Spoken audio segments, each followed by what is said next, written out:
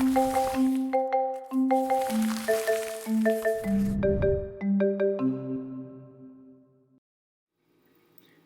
good to be back with you, good people. It's been a few years. Actually, Craig did invite me back once since the last time I was there, but I woke up that Sabbath morning feeling sick and couldn't make it. Poor Craig had to step in on short notice. I wouldn't be able to pull that on him again this time, even if I wanted to, because this is pre-recorded. Last time, the topic given to me was the Book of Leviticus. This time, it's the Book of Chronicles. So, Chronicles. In the first part of the Christian Bible that we call the Old Testament, Chronicles comes right after the books of Kings, seemingly repeating what you have just read in Kings and some more before it. So, when you start reading Chronicles, you hear yourself saying, wait a minute, haven't I just read all this in parts of Samuel and all of 1st and 2nd Kings? I think I'm going to skip this and move on. Then you pause and ask, who wrote Chronicles anyway? And why? Why repeat the story? Well, let's review ancient Israel's history a bit, shall we? It's long and complex, and historians continue to debate exactly what happened, especially in the early parts of this history. But here's a rough summary. Let's begin with the Exodus. Most historians believe it happened in whatever form and shape in the early part of the 13th century before the Common Era, what used to be known as BC. That's about 3,300 years ago. Then there is the settlement in the land of Canaan, followed by the period of the Judges, which lasts for about 200 years until they have the first king, Saul, who is succeeded by David. David's son Solomon messes it up big time by going after other gods and oppressing his people. After Solomon's death, his son Rehoboam takes a hard line and tells his people that he is going to be tougher than his dad. The 10 tribes, that's the 12 minus Judah and Benjamin, tell him, oh yeah? Well, we're splitting. So they do, and take with them the name Israel, starting their own messy history of several dynasties, while southern Judah continues with the Davidic line. The split was around 922 BCE. About 200 years later, in 721, Assyria, the most powerful and brutal empire at the time, invades and destroys northern Israel, taking the 10 tribes and deliberately scattering them all over the empire to make them disappear without a trace, which is what happens. About 20 years later, in 701 BCE, Assyria comes back to take Judah this time, but they fail. The Judahites take this as a sign of Yahweh's protection and fulfillment of his promise to David that his throne will last forever. But alas, in 587 BCE, the next empire, Babylon, moves in, destroys Jerusalem, burns down the temple that Solomon built, and takes the Judahites into exile, ending the Davidic royal line. Judah thus loses its kingdom, the temple, the land, some of the core symbols of their identity as the chosen people. That is the history of ancient Israel from the conquest of Canaan, which is problematic both historically and theologically, but we won't go there today, all the way down to the exile. That's roughly from the early 13th century to the early 6th century BCE, covering about 700 years. This history is recorded in the books Joshua through Kings, that is, Joshua, Judges, Samuel, and Kings. These 4 books are located in the first half of the middle section in the Hebrew Bible called Nevi'im, which means prophets. The Hebrew Bible is arranged in 3 major parts: the Torah, the first 5 books, Genesis through Deuteronomy, the prophets, Nevi'im, and the writings, the rest of it, like Psalms, Proverbs, Job, Ecclesiastes, Song of Songs, etc. The Prophets, the middle section, has two parts.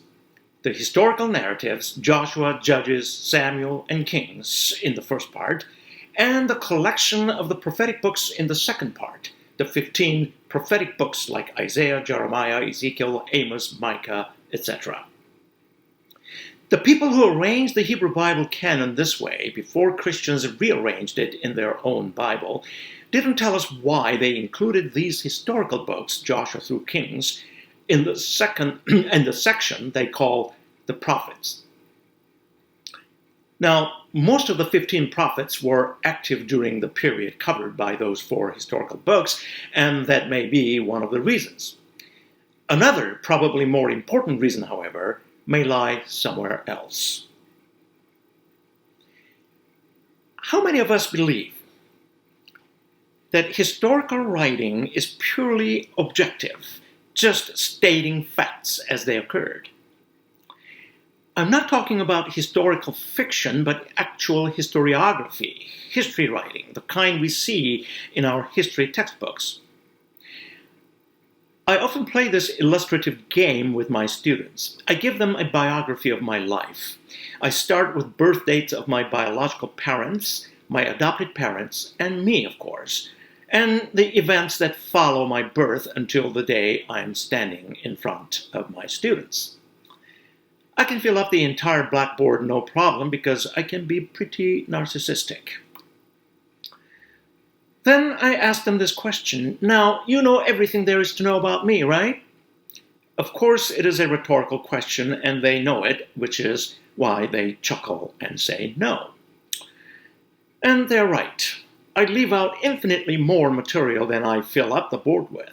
First of all, it is physically impossible to say everything about my life, no matter how many things I list in a given space and time. This would be true even if I were to write multi-volume autobiography, which I never will. I'm not that narcissistic. I doubt I will even write a single volume. Who will read it, right? Of course, I could bribe my children to read it. My youngest daughter, who proofread my manuscript, crossed out that sentence. I don't know what that means. Is she saying, of course we'll read it? Or is she saying, no way, we won't read it with or without the bribe? Okay, let's move on. So anyway, the point is that I have to pick and choose what I'm going to include on the board when I do this. This is the same for any historian who writes history of any kind. There's no way to record everything that's happened under the sun during the period covered. The historian has to pick and choose. You cannot say everything about everything. You can only say something about something. So you pick and choose, both what you're going to say and how you're going to say it. The question then is, of course, how you are going to decide what you leave in and what you leave out. What are your criteria? And that choice is never random. You just don't make that kind of decision because of how your coffee tasted in the morning.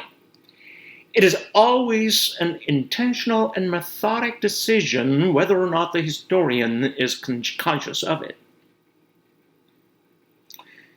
Another question I ask my students at the same time when I do this exercise is how many of them think that American history textbooks that are written by a white male, white female, African American female, Native American male, Native American female, Latinx, Asian American male, Asian American female, upper class, middle class, lower class, gay, lesbian, bisexual, transgender, etc., would all be more or less the same? Would they be even similar?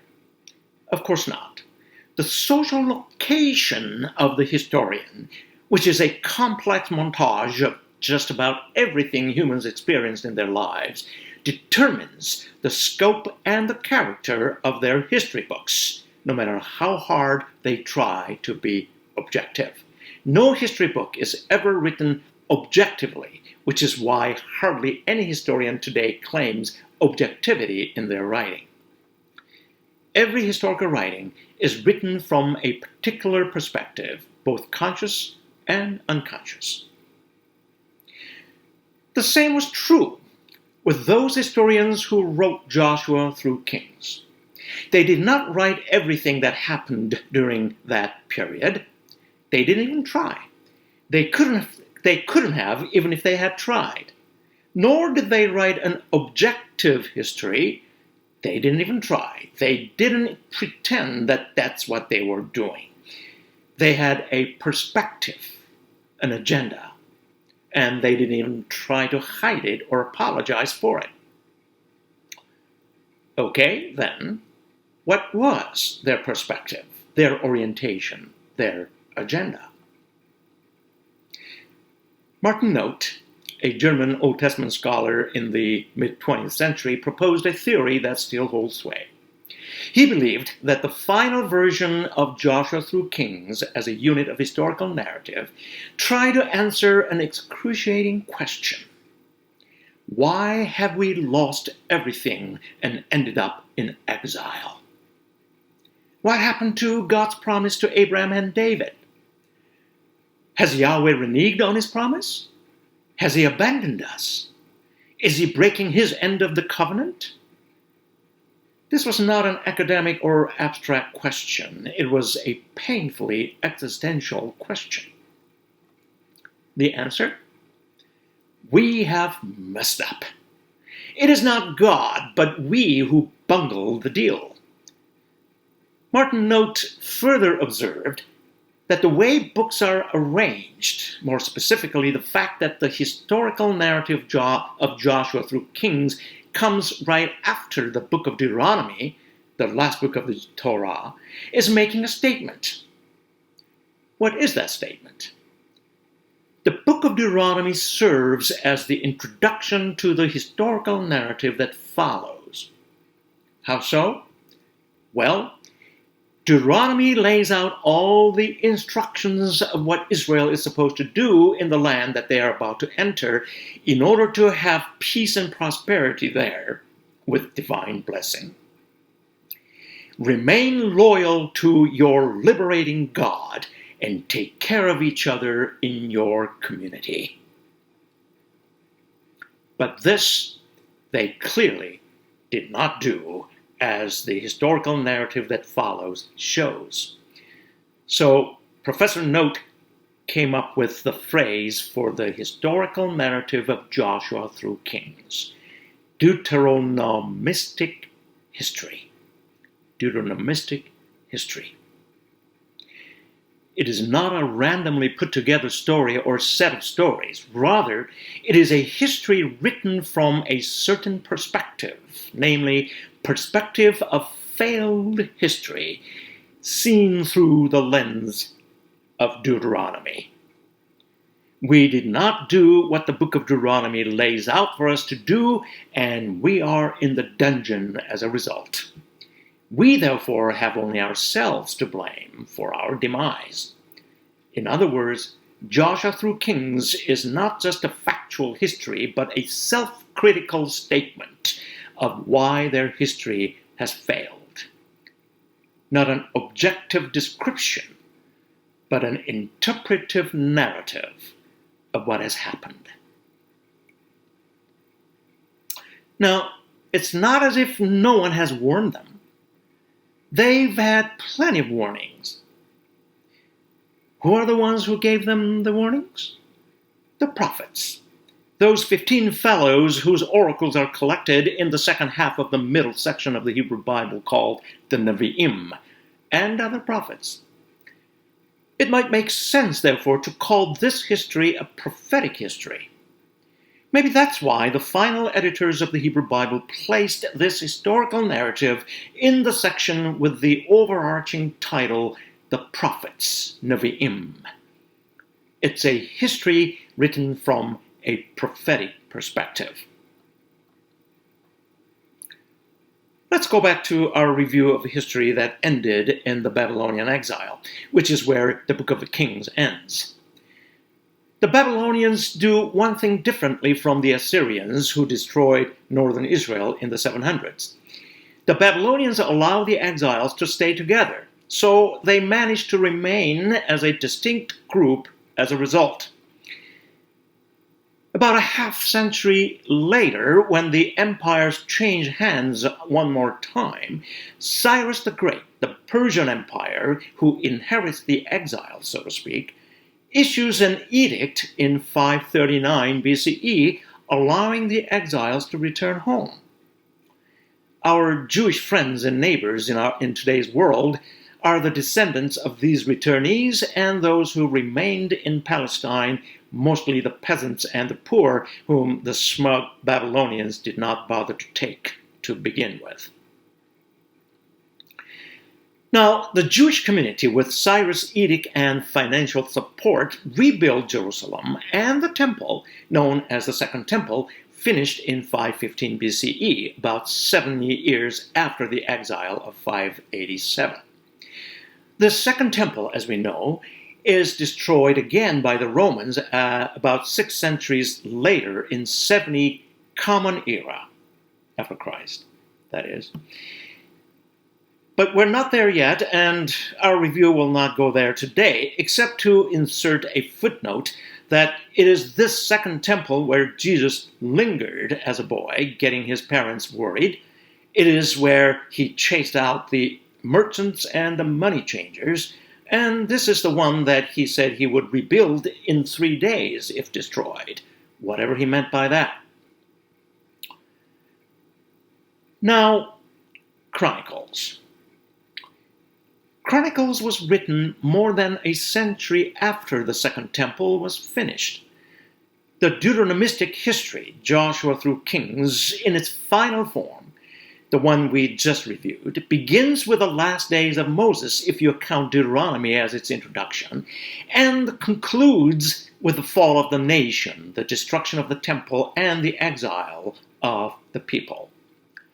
On the other hand, Chronicles, in its final form, after spending many initial chapters on exhaustive and exhausting genealogical lists, which I'm sure you will skip, begins the historical narrative essentially with the rise of David, and carries the story into the post-exilic period, that is, the period that begins with the return of the exiles, all the way down to about 400 BCE, almost 2 centuries after where Kings leaves off.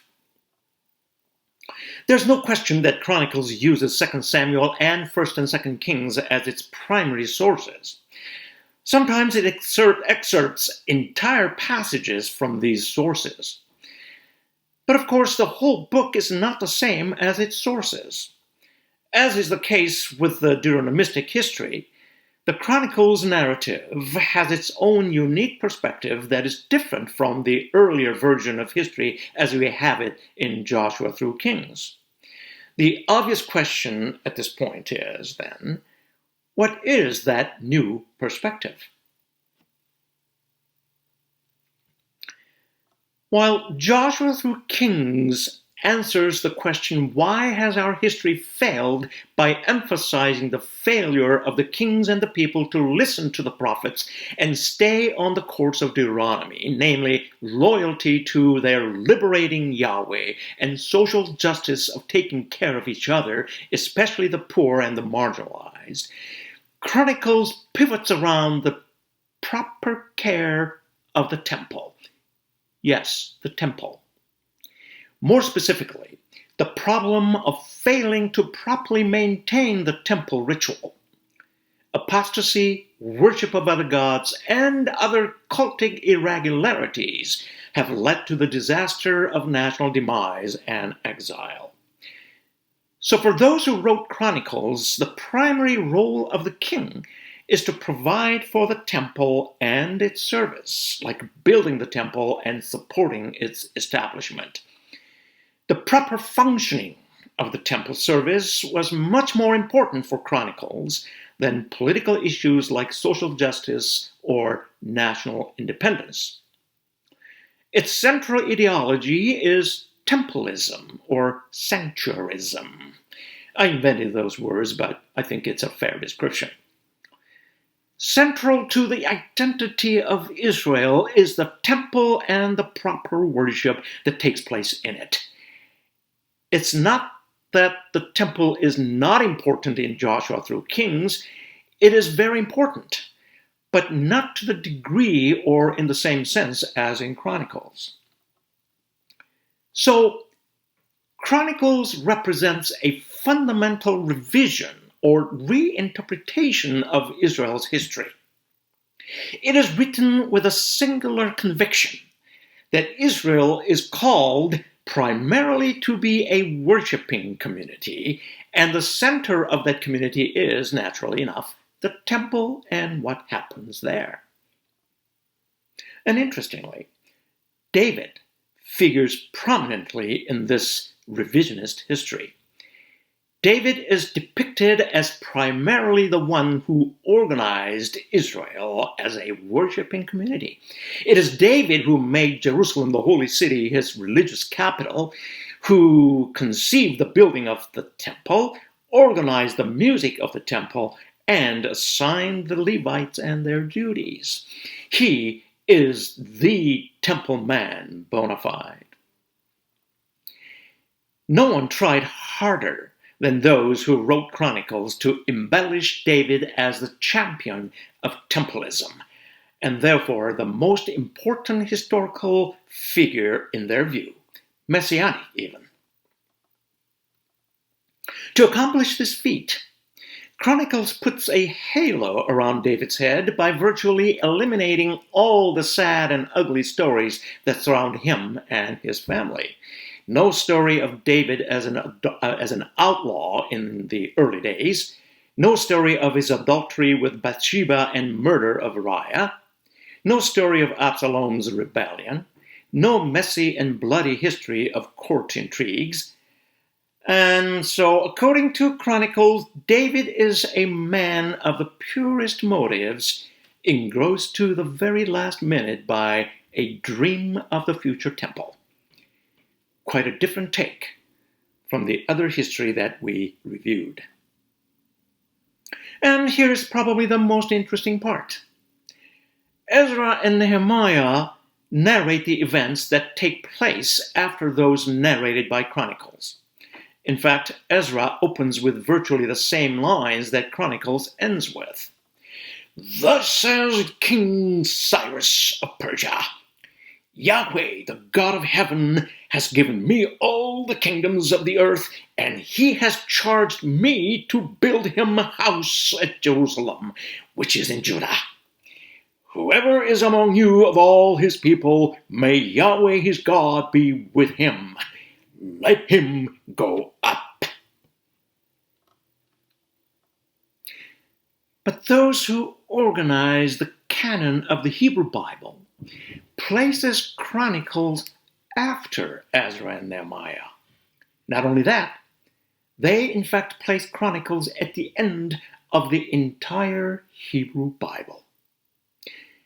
Christians rearrange that and put the prophetic books with Malachi as its last piece at the end of the Old Testament, but the Hebrew Bible puts Chronicles in the climactic end position with those words of Cyrus, let him go up, the very last words of the Hebrew Bible. Reshaping their collective identity for the hope of the future with temple worship at its center, the organizers of the final canon make Chronicles the closing bracket of the entire Hebrew Bible. The opening bracket is God as the first speaker. Let there be light. The closing bracket is a mortal as the last speaker. A Gentile conqueror at that, commissioned by Yahweh, who reinstates Judah, or recreates Israel, if you will, as a worshiping community with the last words, let him go up. A fascinating way of reinterpreting their history and shaping their Bible, indeed. Joshua through Kings ends with a dismal picture of destruction and exile. That's the Deuteronomistic history. I once tried to dictate Deuteronomistic to Siri, and it came out gutter and mistake. Deuteronomistic, gutter and mistake. We made a mistake and we are in the gutter. Geez, how did Siri know that? Artificial intelligence is a scary thing, isn't it?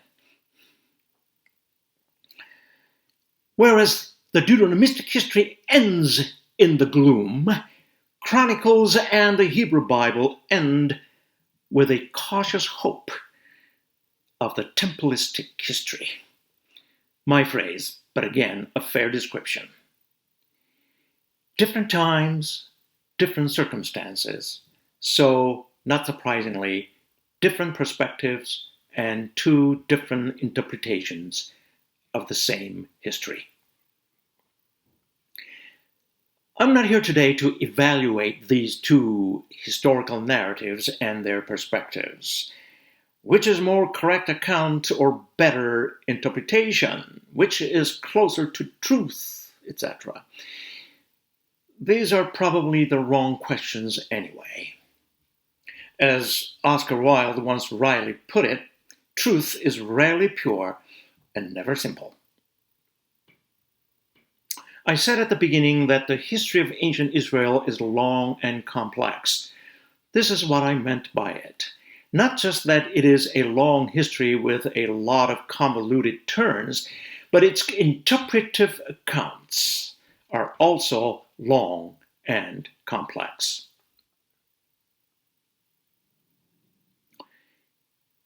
Historical truth is not so much a matter of factual truth of the past as it is a matter of interpretive truth of the present, which is inevitably complex and even gray.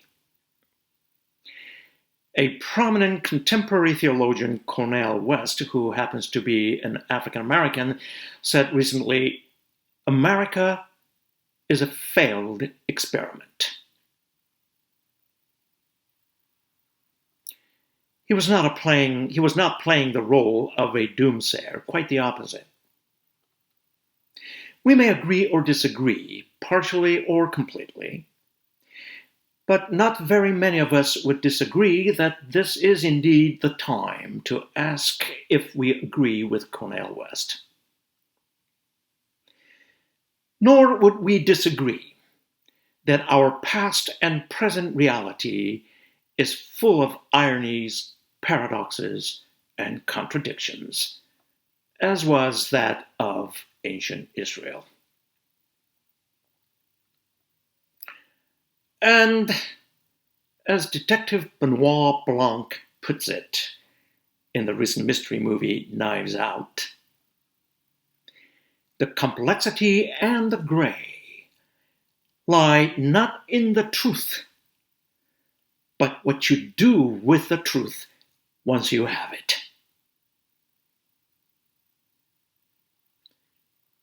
Shabbat Shalom.